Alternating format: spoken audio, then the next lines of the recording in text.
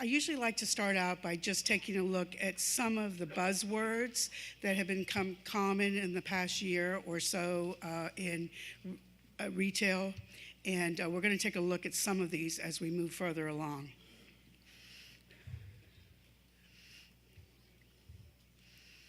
So one of the things that we always start off with are it's all about the numbers, and we're going to take a look at all the numbers in Greater Portland. And I like to use this opportunity to thank Marie Gressick and Mark Malone at Malone Commercial Brokers for compiling all these numbers. And I also want to give a big shout out to Michelle Peacock, who helped me who really put together the PowerPoint.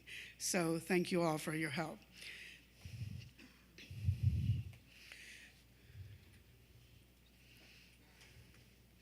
So we're going to start off by taking a look at the net absorption rate in Greater Portland.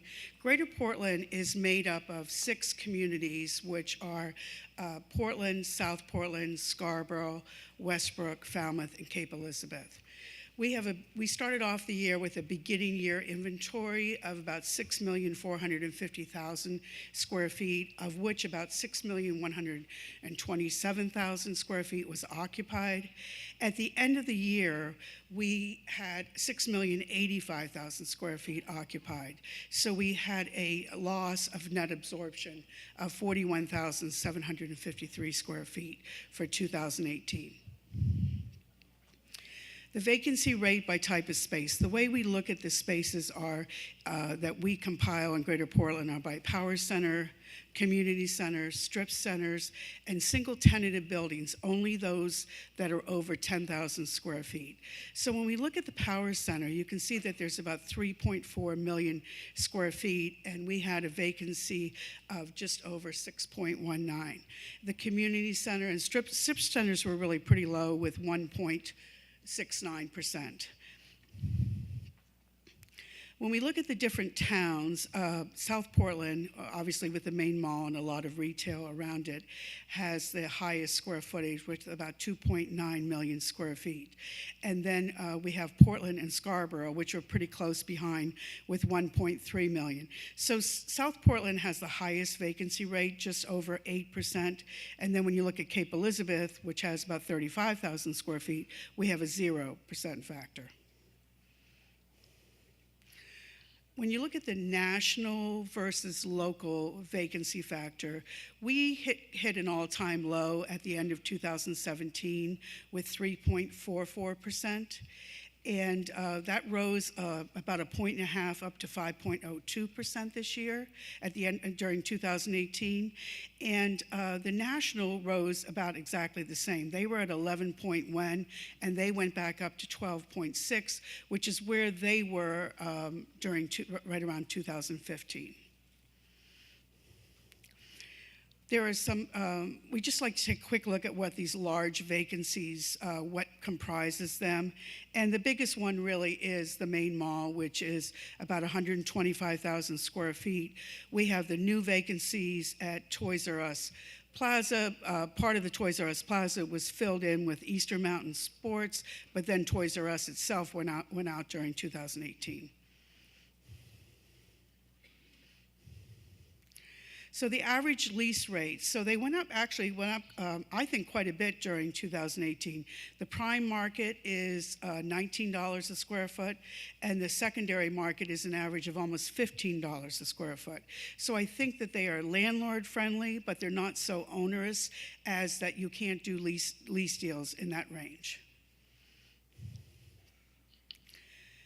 New franchises to Maine. One of the things that I realized when I was doing my research was that there really weren't very many new retailers to Maine in 2018.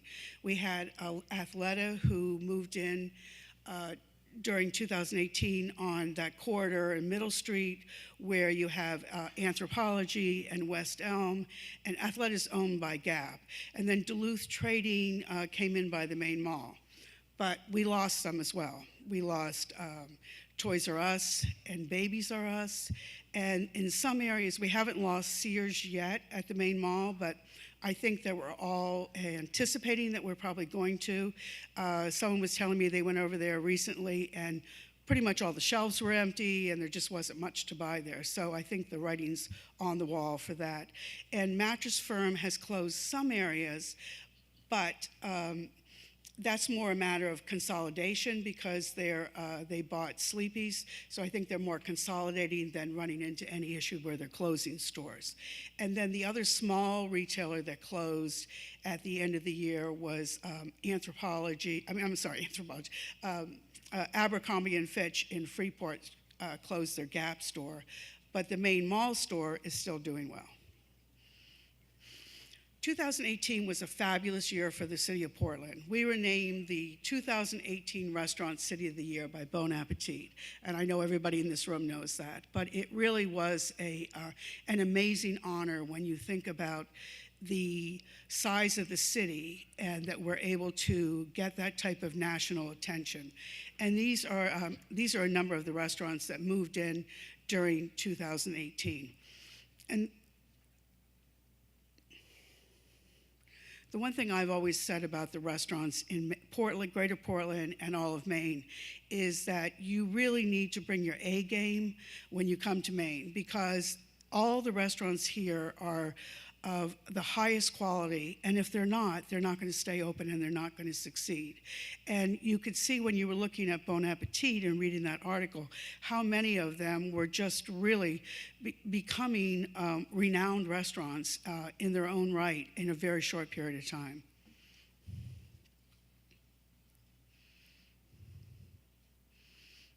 The Old Port in downtown Portland. So I always talk to Pete Harrington when I'm talking about the Old Port because he pretty much does all the leasing down there. And he reports really positive news for the Old Port in downtown Portland. The one thing that I think that we're noticing is that last year and the year before, if there was any vacancy whatsoever, it would be leased almost before somebody had moved out. Now I think we are seeing a little bit more of a vacancy that is not necessarily filling up as quickly as it once did, but there's still very low vacancy there. There's a number of new restaurants that have moved in and are doing well. I think 2019 is going to bring some major changes to the East End when WEX moves in there, as well as all the other office that's being developed on the East End. So that's going to create more retail and restaurant opportunities. And I think on the West End, when you see the Rufus Deering lot being developed, the far East End piece of that lot is going to be developed for a hotel. But the middle piece and the West End piece of that are going to be a combination of retail and residential. That's phase 2 and phase 3. So ultimately, we're going to have about 18,000 square feet of new retail on Commercial Street. And I think what's happening with that is it really is expanding Commercial Street. We've already expanded it as far east as we really can, and now I think it really is expanding to the west as well. So some of the lease rates for Commercial Street was in the $30 to $40 square foot range, and Middle and 4th Street was in the $25 to $35, and Lower Exchange is still the highest, almost hitting $50 a square foot in certain cases. I always like to take a quick look at southern Maine, some of the towns, Freeport, Falmouth, and Saco. Freeport did not have a ton of retail activity this year, but Abercrombie and Fitch closed, as I mentioned, and Stars and Stripe Brewery opened. In Falmouth, there was a big change there with the Falmouth Shopping Center being sold. The Pratt Abbott on Route 1, which has been available for a few years now, is being redeveloped to Rosemont Market, which I think will do fabulous out there. In Saco, there wasn't a lot happening retail-wise in 2018. International House of Pancakes moved in, but I think the one thing, and we just heard about Richetta's taking over Carryman's Pub there. I'm hearing that there's going to be quite a bit of retail happening in Saco in 2019, especially as you move north on Route 1 toward the Scarborough line. The town that really got the most, was the busiest town in southern Maine was Biddeford this year. They did an amazing job of attracting new restaurants on Main Street. Not as many new retailers, but I think that will come as more residential is being developed in the mills. A ton of new restaurants. Biddeford, a few years ago, in the last 10 years, developed Biddeford Crossing, and now it feels like that development has switched to Main Street and the Mill area. So, hats off to Biddeford. They had a great year in 2018, and let's hope it continues for them in 2019. I'd like to take a look at some of the notable retail sale transactions. There's really too many lease transactions to talk about, so I focus on a few of the higher end retail transactions. We had a sale at 169 Ocean Street in South Portland for $1.3 million, which was handled by Sam Leggett and Charlie Craig at the Dunham Group. 824 Roosevelt Trail in Wyndham was brokered by Joe Malone and Jen Small at Malone Commercial Brokers and Greg Perry at Cardenti Real Estate. 130 Western Avenue sold for $2.84 million, and that was brokered by John Doyon at Malone Commercial Brokers. 473 Alfred Street in Biddeford was sold for $3.15 million, and that was handled by Frank O'Connor at Dunham. 35 Foden Road, which was comprised of Better Rest and Agron Appliance, sold, and it was an interesting deal. I was reading about it, that Justin LaMontagne and Greg Hastings handled it for the buyers. The buyers both didn't want to move. They had their stores there, so they ended up condoing the building and purchasing it that way. And Jim Harnden represented the seller. And the other biggest, by far, transaction of the year was Falmouth Shopping Center, which sold for approximately $21 million. My understanding is that that involved not only the retail center, but the surrounding land as well. That is up for approvals for a number of different types of uses. So just taking a look at some of the new developments that are coming. We've been talking about this development for at least 3 or 4 years. It's been renamed and called Rock Row now. It's a truly ambitious undertaking. It sounds amazing. It's on the Old Pike property in Westbrook. It's about 2.5 million square feet, a combination of retail, restaurant, banking, entertainment, including movie theaters and musical venue, hotels, combined with working and living spaces. This would be a spectacular addition to Southern Maine. I'd love to see it happen. I hope it comes together. The one confirmed tenant that I know of is Market Basket, which I think will help attract some of the other tenants that they're courting at the moment, and Starbucks as well.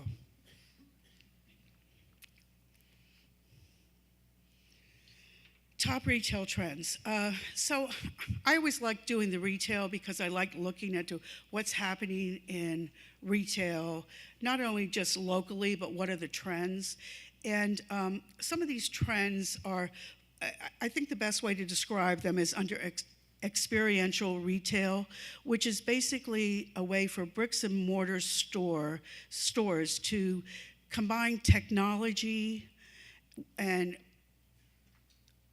other apps in terms of bringing a better experience to you as you shop in their stores. I think an important distinction to make, because I think we all worry about, is retail going to go away? Are the bricks and mortar stores going to go away?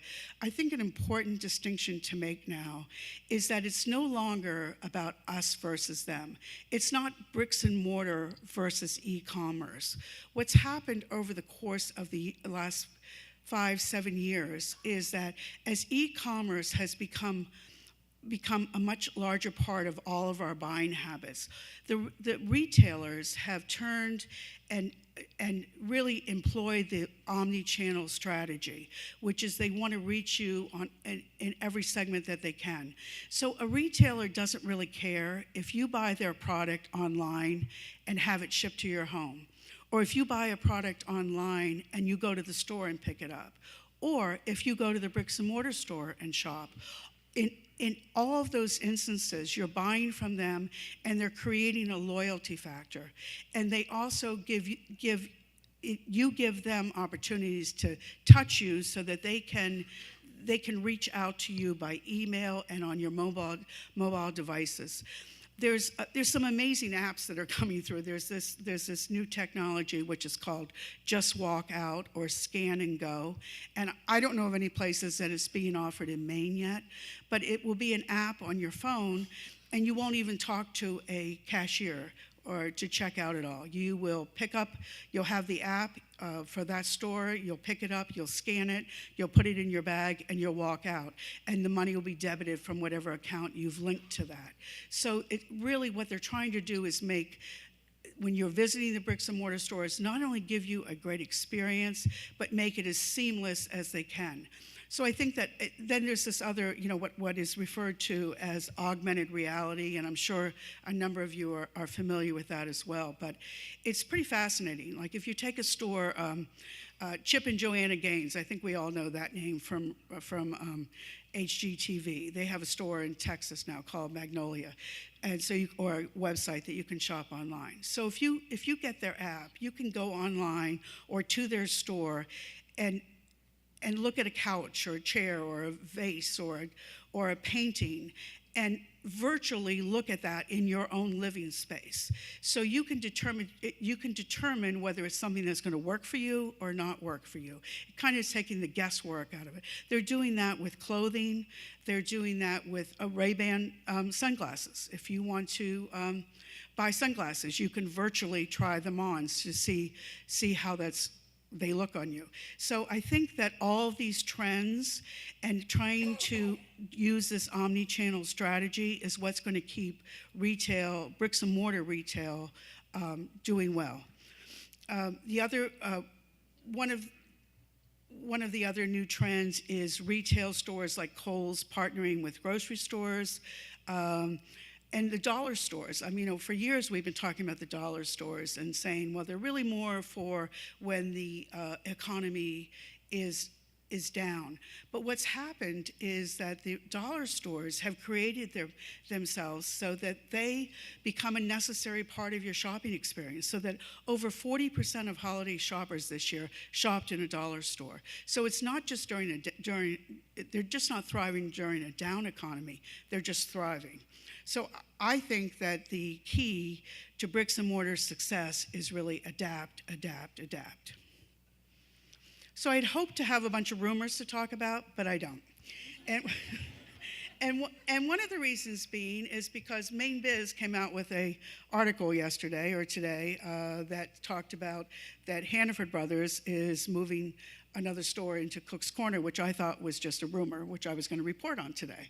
But anyway, so that, from what I understand, is already nailed down.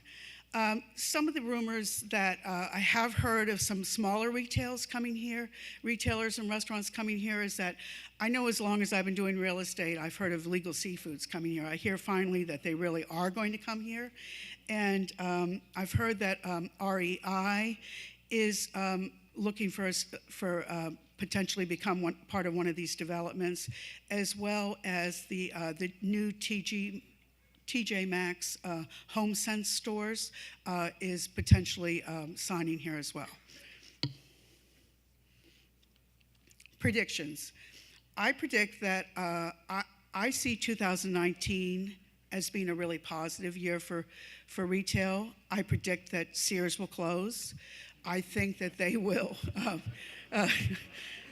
I think that they will fill that space pretty quickly. I think that it has. It's got a ton of visibility close to the turnpike. I think we're going to see that space fill pretty quickly.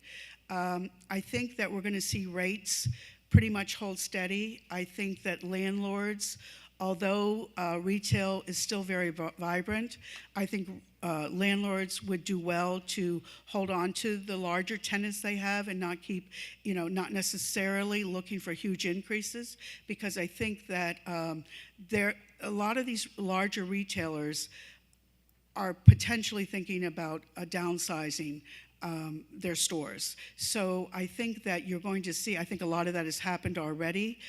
People are starting to look at smaller stores because when they're combining all of these strategies, they don't necessarily need as large of a bricks and mortar store. But overall, I'm seeing very positive trends for 2019. Thank you very much.